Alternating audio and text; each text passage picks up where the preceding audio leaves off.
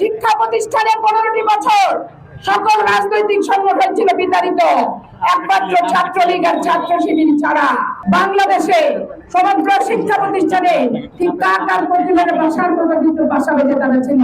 1986 সাল থেকে যুদ্ধ করেছি, এই রক কাটা, হাত কাটা, পা কাটা ইসলামী ছাত্র শিবিরের বিরুদ্ধে। দেশ একটি ক্রান্তিকাল অতিক্রান্ত করছে। ডাকসুর এই নির্বাচন যে যেই কথা বলুক না কেন, এইটা হচ্ছে একটি সুপরিকল্পিত নীল নকশা প্রণয়নের নির্বাচন।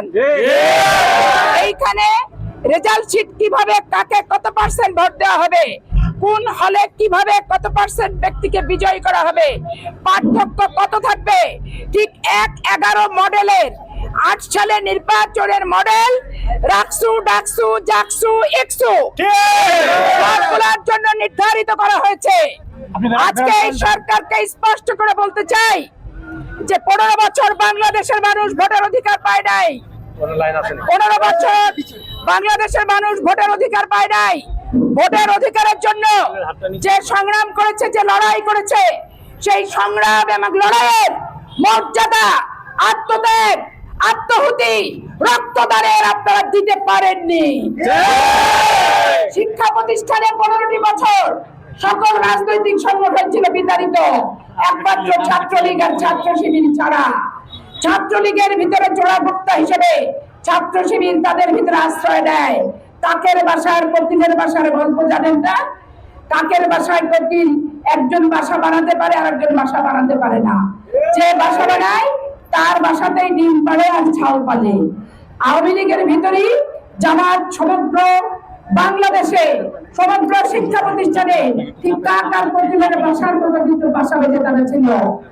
যেখানে বাংলাদেশের ছাত্ররা 1টা বছর হয়েছে এই সরকার পতনের, আওয়ামী লীগ সরকার 1টা বছর হয়েছে মাত্র গেছে, বিদায় হয়েছে, তার ভিতর তড়িঘড়ি করে তারা তাদের মন মতো একবার বলে স্থানীয় নির্বাচন, একবার বলে শিক্ষা প্রতিষ্ঠানের নির্বাচন, শুধুমাত্র জাতীয় নির্বাচনকে বিলম্বিত করার জন্য ইস্যু হিসেবে মন গড়া তাদের রেজাল্ট শিটের রেজাল্ট দিয়েছে।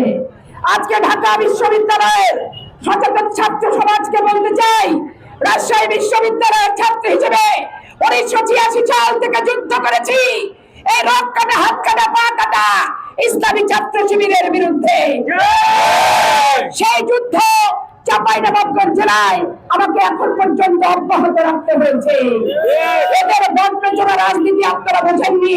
96 সালে দেখেছি রমনা রেস্তোরাঁয় তারা খাওয়ার টেবিলের আড্ডা দান করে কিভাবে তাদের সংগঠনকে আওয়ামী লীগের সাথে একত্রিত করে তাদের সাথে গায়ে গান হেসে নিকট রাষ্ট্রের মতো আঠা লাগিয়ে কিভাবে তাদেরকে নিজেরা প্রসারিত করতে পারে সেই চেষ্টাই কিন্তু করেছে।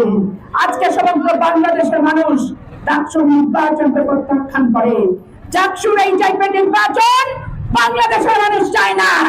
বাংলাদেশের মানুষ চায় প্রশাসনের নিরপেক্ষতা, যাকে খুশি তাকে দেবে, যার ভোট সে দেবে। এখানে কোনো ষড়যন্ত্র, মনমতো প্রক্টর, প্রভেস আর হাউস টিন্টার আর হচ্ছে ভিসি প্রভিসি এদের সিন্ডিকেট করে যাকে খুশি তাকে মনমতো বিজয়ী করার এই রেজাল্টকে আমি প্রত্যাখ্যান করছি ব্যক্তিগতভাবে। আজকে দেশ একটি ক্রান্তি লাগবে। বিএনপির সঙ্গে আলোচনায় বসলে সরকার বলে নির্বাচন দেব, আর বিএনপি থেকে যখন অন্য সংগঠনের সাথে বসে কিভাবে নির্বাচন বানচাল করবে সেই তখন পদ্ধতি আর বুদ্ধি এনসিপি সহ জামাত ইসলামকে তারা শিখিয়ে দেয়। তখন তারা এসে এক একটা এজেন্ডা এক এক সময় দেশবাসীর কাছে উপস্থাপন করে তারা প্রেস কনফারেন্সের মাধ্যমে। আজকে এই সরকারকে বলতে চাই, মন পরিষ্কার করুন, খোলা আকাশের দিকে দৃষ্টি সম্প্রসারিত করুন, করে বাংলাদেশের 18 কোটি মানুষকে দেখুন, তাদের মুখ দেখে, তাদের অভিব্যক্তি দেখে বোঝার চেষ্টা করুন তারা আসলে কি চায়।